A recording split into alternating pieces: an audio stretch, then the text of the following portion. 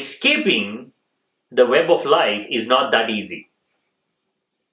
It is not a matter of just saying, I want to escape. It requires a little more intelligence, a little more awareness, definitely a little more effort. There is no instantaneous enlightenment. If you're looking for that one exception where an individual has instantaneously become awakened, that is not a good example to use. The general understanding is enlightenment takes time. It takes effort. When it happens instantaneously. But you have to do many things. You have to understand the path. You have to understand the path of yoga. You have to understand the path of renunciation. When the understanding deepens, when your practice deepens, a moment will come when the scales will tip and you will experience something instantaneously. Yes, enlightenment will always happen instantaneously, but not to the one who is not available to that experience, who is lost in thoughts.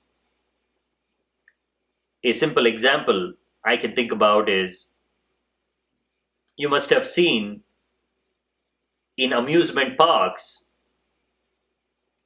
water will be filling into a big bucket. And when the water reaches a certain level, it tips over. It's an amusement.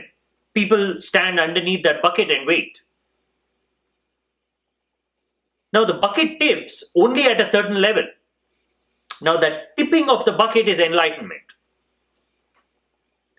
But it won't happen if you are not pouring and filling that bucket with understanding, with practice, with knowledge.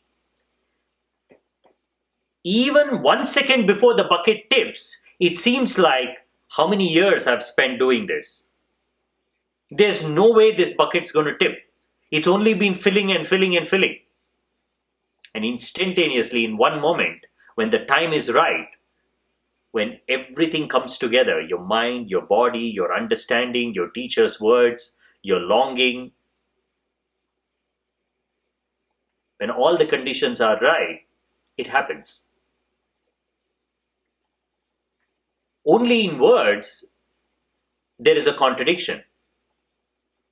Some say there is no way enlightenment can be a gradual process because it is a realization. How can realization be a gradual process? If you're taking a walk and you step on something and you jump thinking it's a snake, and then when there's little more light, you look at it and you see it's not a snake, it's actually a rope. How much time did it take for you to realize that it's a rope? It was instantaneous. The moment there was enough light to see that it is not a snake that you've stepped on, it's a rope, the realization happens. It is not gradual. It is immediate. If enlightenment is a realization, then why are you putting in so much effort? Why does it take such a long time? It is only in words there is contradiction, but in actuality, both complement each other. Practice and effort helps you to create the necessary conditions for sudden enlightenment to happen. The problem is you have gone very far away from the fertile ground of enlightenment. You are lost in thoughts. You are lost in action. You have forgotten how to be in the present moment. That is why you need yoga. That is why you need renunciation. To create the necessary conditions for enlightenment to happen suddenly. And it's mainly because you are living in a world of illusion. You are asleep. It's because you're asleep, you need a path, you need a method. Even that instantaneous enlightenment to happen, you need to be awake for that experience. What if you are deeply asleep? What if your state of reality that you identify as real is nothing but a sleep? In fact, it is a sleep. You are dreaming. Nothing in this sleep is real. Let me give you an example. What is the difference between real and imaginary? In the most simplistic sense, real is something that when it happens to you, it has real consequences. For example, if I pinch you, if it is a real pinch, it will hurt you. The reality of that pinch is validated by your reaction. That pain. Now, what if I just do this imaginarily? I don't actually touch you, I don't pinch you, I just do it in my mind. That is imaginary. Why? Because it has no consequences. It is not affecting you. So, real is something that touches you.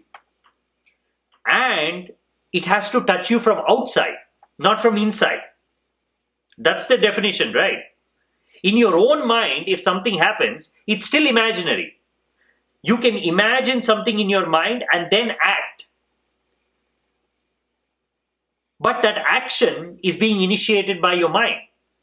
So the source is imaginary. When we recognize as something real, let's say you're taking a walk and a tree stump falls on you, a branch falls on you. Now that experience is real, it hurts you.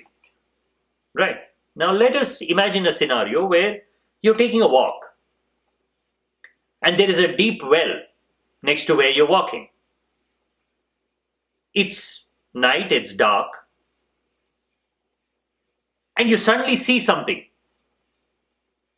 It looks like a snake. You immediately jump and you fall into that well and you die. Okay. Next day, when people come to that spot and they see that this has happened, they realize that you mistook a rope for a snake. Now, in a real world where everything is real, that action can never happen. That thing, something totally imaginary, has killed you. If you were real, if your world was real, then that is impossible. How can something purely imaginary lead to your death? Because it is just a rope. It is because you mistook it for a snake, you jumped, fell into the well, and you died. Which means even the imaginary has consequences. Even the imaginary can impact you in exactly the same way as the so-called real, sometimes in even more ways. In this case, a purely imaginary misunderstanding has led to your death, the worst of things that can happen to life. Now, what does this mean? This means that our arbitrary separation between imaginary and real has no basis in reality, because we are living in an imaginary realm where something totally unreal can impact us and can have a deep impact. That much is enough for an intelligent mind to understand that yes, my imagination can impact me as if it is real. Now, what if what I call real is purely an extension of my imagination? What if everything that is happening in my life, my action, the consequences of my action, my birth, my death, it's all a part of my dreaming. And because I have forgotten the dreamer, I have forgotten that I'm asleep, I have forgotten that I'm dreaming, everything appears to me real. Maybe there is nothing real here. Because remember, there cannot be any exception to the rule. If the very definition of reality is that it has to impact you, if something else can do the same, which is not real, then the whole idea of reality collapses. What is the definition of being alive when compared to dead? We know the difference. We know what death is, we know what being alive is. Now imagine a dead body that has been dead for, let's say, one whole day, and suddenly it gets up and starts walking. If such a thing happens, then you have to totally re-understand what life is.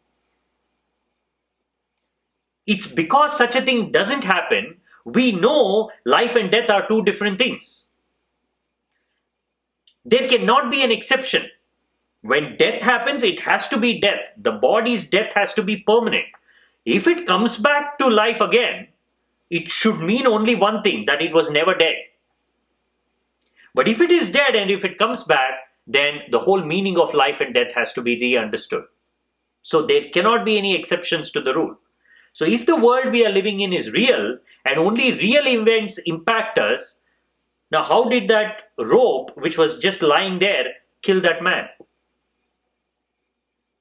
There is an exception to the rule.